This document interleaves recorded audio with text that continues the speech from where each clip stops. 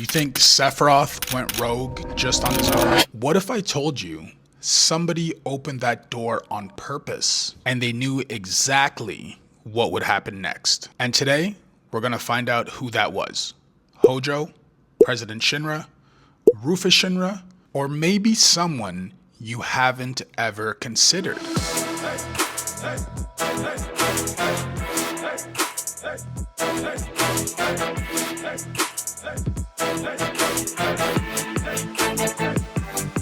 Alright, so welcome back to the channel, everybody. Last video had a lot of interesting comments, and those comments centered around a couple different things. The first one being who opened the locked door. There were some people suggesting it definitely was Hojo. There were some people suggesting it definitely was Jenova.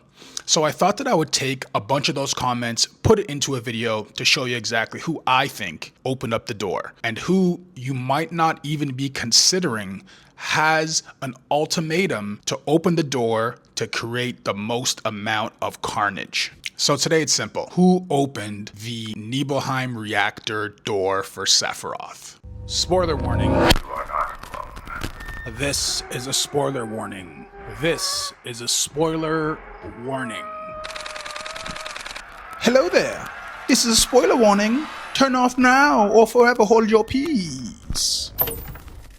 Option number one, which is pretty obvious, is Professor Hojo. And we all know Hojo is the devil, and he'll do a whole bunch of crazy experiments on children, on kidnapped people, on people who don't want to be a part of his research to try and make a perfect Jenova clone, which he hasn't been able to do up until this date. What did he say? And I know what you're thinking. Well, isn't Sephiroth perfect? No. No! No! Sephiroth is not perfect, and I'll leave a couple of pieces of information at the end of this video to show you exactly why Sephiroth is not a perfect Jenova clone, and even Hojo knew that. That's why Hojo continued his research to try to make a perfect Jenova clone. If Hojo's research was perfect, he would already have the answer. All he would do would be to implant pregnant women with Jenova cells to then be able to create Sephiroth clones. But he didn't do that. He tried to experiment with Elfie as a child, he tried to experiment with Verdot, tried to experiment with Cloud. And all of those are failed experiments. The only person to make a perfect Jenova clone is Professor Hollander, confirmed in Crisis Core, confirmed by Angeal and by Professor Hollander. That's all I'll give away right now. So that brings about the next question. Why would Professor Hojo want to open the reactor door? We learn in Remake that when we're at the Shinra HQ, Professor Hojo is responsible for research and development. Confirmed. We learn in Rebirth when we enter the reactor, Sephiroth tells us research and development. That's Professor Hojo's responsibility. And we learn again in Remake that research and development and all of the reactors are under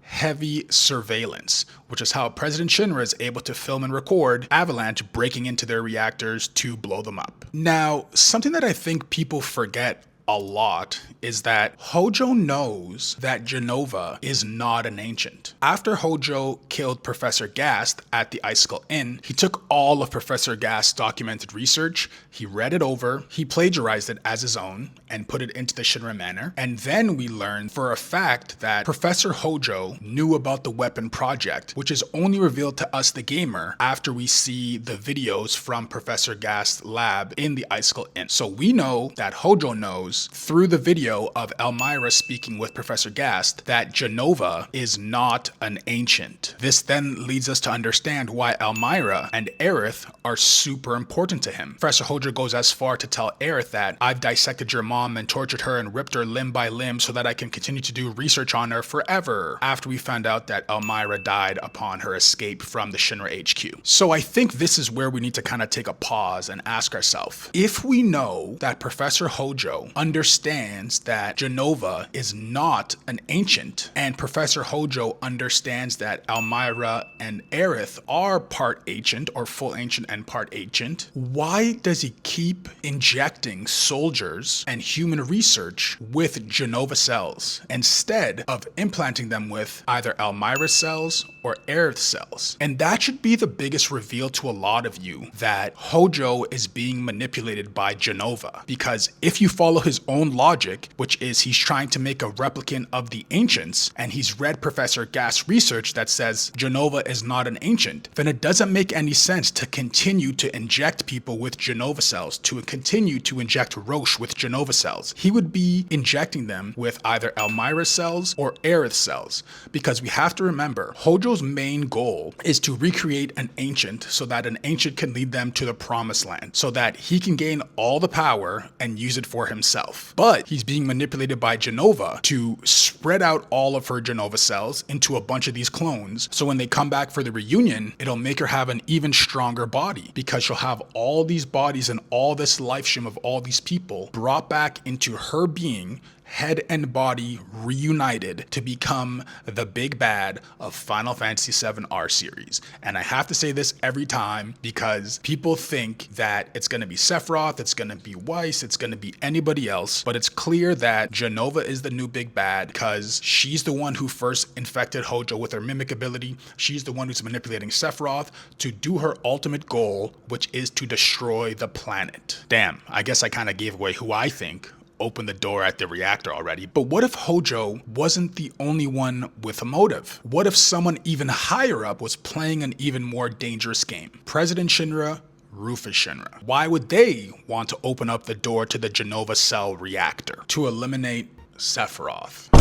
I know, wild statement, but we have to actually look at what is going on right now at the Shinra Corporation. We have Verdo, who's gone AWOL because everybody's hunting him down, which leads to Sung being in charge of the Turks, who are holding Rufus in their HQ. President Shinra is worried about his son, plotting to kill him. And on top of all that stress, President Shinra now has to deal with Angeal and Genesis and Glenn, Matt, Lucia, who are all essentially gone AWOL to go partner with their adversary in Wutai. So removing the final stain of Hojo's failed experiments would be a key reason why President Shinra would want to eliminate Sephiroth. And funny enough, Rufus actually shares the same goal as his dad, which typically they often share the same goals, but they want to achieve it in different ways. But we have to remember, Rufus is now imprisoned in the Turks headquarters, where President Shinra doesn't know where the Turks headquarters is. So Rufus is being held at the Turks headquarters, and the reason why even Rufus would want to eliminate Sephiroth is because Rufus is partnered with Avalanche. Rufus is funding Avalanche. Therefore, Rufus would want to eliminate, his key goal right now is to eliminate his father. And every time Avalanche is like this close to getting the deal done, who comes in to save the day? Sephiroth. When we're in Junon and Fajito's there to shoot the president and they think he's dead, and when Alfie comes to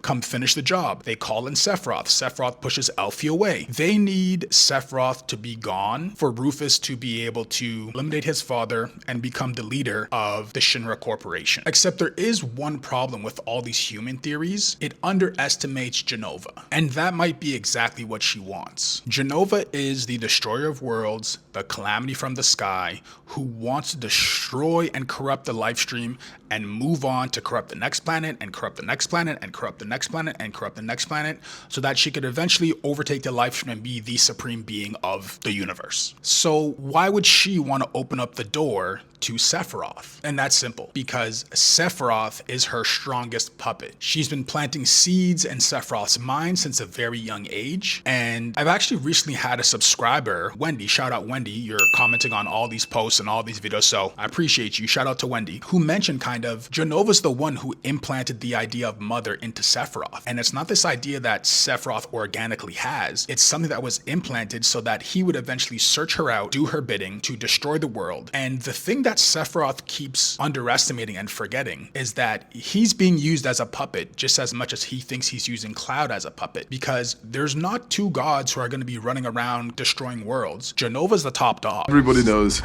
who's in charge. Me. Right? Yes, you. Of course. Of course. Jenova needs Sephiroth to die, be absorbed in her reunion just as much as she needs Cloud, just as much as she needs Zack, just as much as she needs everybody and anybody who's infected with Jenova cells. So this idea that Jenova implanted the idea in Sephiroth, I think is pretty genius and actually answers a question I had for myself in my Ever Crisis series. So if you haven't checked out the Ever Crisis series, definitely go check that out. But in that series, I think in part 3 or 4, I talk about how the live stream itself brings the locket and drops it in front of Sephiroth because the live stream knows that Jenova is manipulating Sephiroth. Therefore, if she's able to break, I say she, Minerva, live stream, however you want to interpret it, if the live stream is able to provide a key to Sephiroth that'll help him break free of her hold, she's going to try to do it because she can see into the future and can see the destruction that Jenova's likely going to cause if she's able to fulfill her entire plan, which is the reunion, destroy the world, force Omega to come out of the world and ship the live stream onto another planet. But this live stream might actually be corrupted. So we have to be aware of the strength and power of the evil Jenova, who is the big bad for this FF7R series. But what do you think? Is it Professor Hojo? Is it Rufus Shinra? Is it President Shinra? Is it Jenova? Or is it possibly none of them who actually opened the door? Is it Sephiroth who said, "Force awakens, open door now"? Let me know what you think in the comments below. And as always, let's argue about it in the comments. I'll check you out on the next one.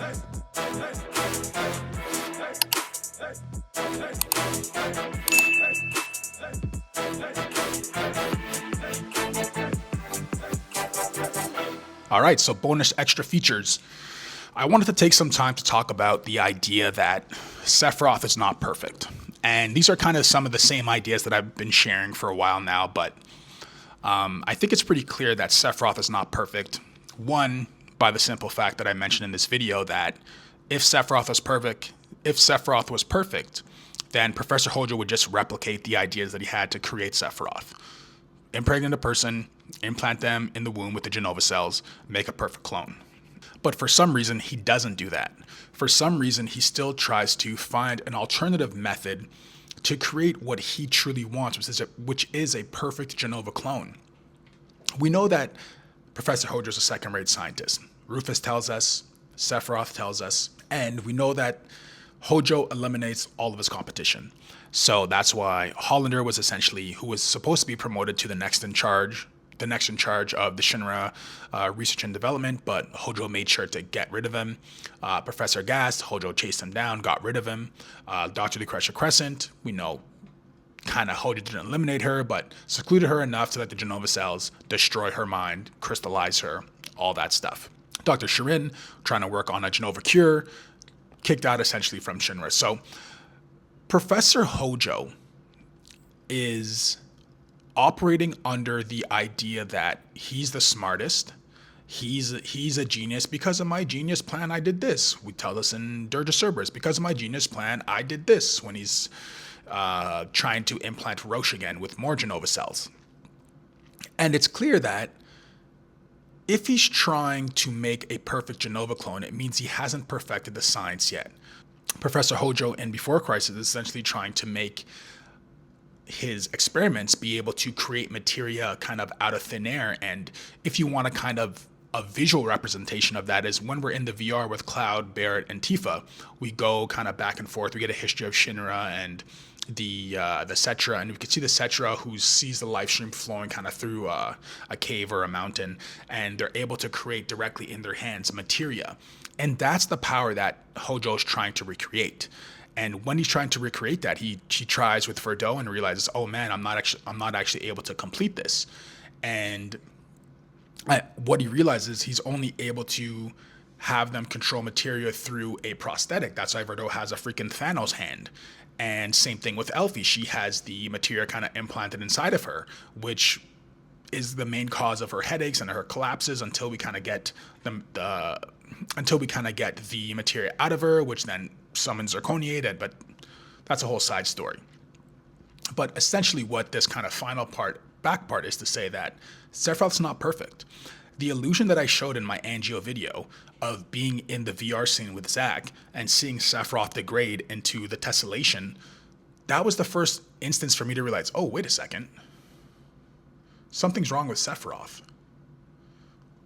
Something's wrong with Sephiroth. And then when we see Sephiroth come to the wrong conclusion on this is Project G, Project Genesis, when we know later on in the game, no, it's actually Project G for Project Jillian. So Sephiroth is coming to these wrong conclusions, and you might consider them minor or, oh, that's not important, he just made a mistake, or he just made a mistake. A perfect clone doesn't make mistakes. Angeal doesn't make mistakes. Angeal is able to make monsters, boom, clones. Sephiroth is not able to do that.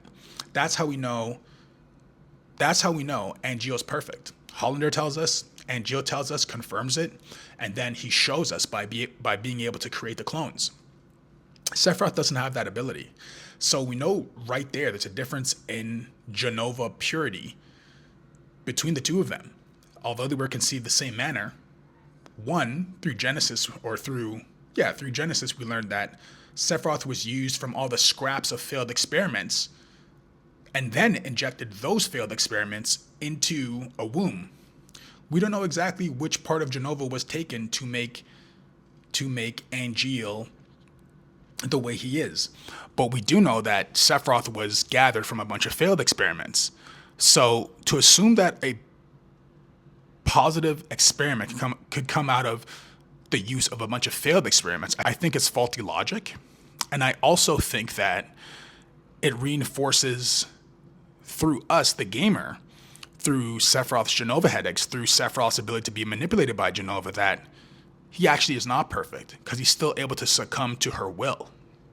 And we see through Angeal, she's not able to manipulate him the same way, which shows something about Angeal is different than Sephiroth, whether you want to say it's his upbringing and that Sephiroth's only weak because his father and his mother. Those are valid arguments because Angeal kind of mentioned something similar to that as well. But I'll leave it at that for today, just to kind of mention why I think Sephiroth's not perfect. I likely will do a remastered version of my Angeal video because I'm seeing a lot of people misunderstand the whole cellular degradation issue. And I'm seeing a lot of people kind of misunderstand and say things like FF7 Crisis Core Reunion is not connected to Final Fantasy VII R series. And I thought I've done enough of the Immersion of Timelines videos to show actually it is directly connected because of this, because of this, because of that. But the simplest and most obvious reason is because cellular degradation. In Final Fantasy VII Original, the degradation is not mentioned once. In Final Fantasy VII Crisis Core Reunion, that's the entire core of the story, is the cellular degradation affecting Genesis and everybody else being degrading. And in Final Fantasy VII R series, we have the President mention it, we have Dr. Shirin mention it, we have Broden at the Innkeeper mentioning it, we have Roche mention it, we have Cloud mention it in Nibelheim, we have Mildred, who's Broden's friend, who says, oh, they're actually, in the olden times, in the Old Republic times, there actually was a cure for this. So we're going to look at the old research information to try to find a cure, which is a premonition of what's going to happen in the future, that Dr. Shirin is going to find a cure for it and is going to be able to cure those to prevent maybe their reunion. So all those kind of ideas combined in one is the reason why Sephiroth's not perfect. So hope you enjoyed the video. Like I said, as always, like, comment, share, subscribe, all that good stuff. And if you disagree with me, let's talk about it in the comments. I am going to do a quick Q&A of some of the main kind of top comments because I think some of them do deserve some attention. So Wendy will get another shout out and 2 other people will get shout outs in that next video. And even if there's a lot of kind of comments again, I think what I might do is just do a live Q&A. The only thing is that we'd have to kind of coordinate our schedule when the best time is to get the most of you on there live so that I could get on, talk with you, introduce myself, and really get to know the viewers, the subscribers, and you guys can put me on the hot seat live so you don't think I'm just researching all the time. I have a lot of this stuff in my memory. I might make small mistakes, but whatever I don't know, I'll be able to look up really quickly and give you guys a holistic answer and not just these vague, fake kind of answers. So catch you guys on the next one. Peace.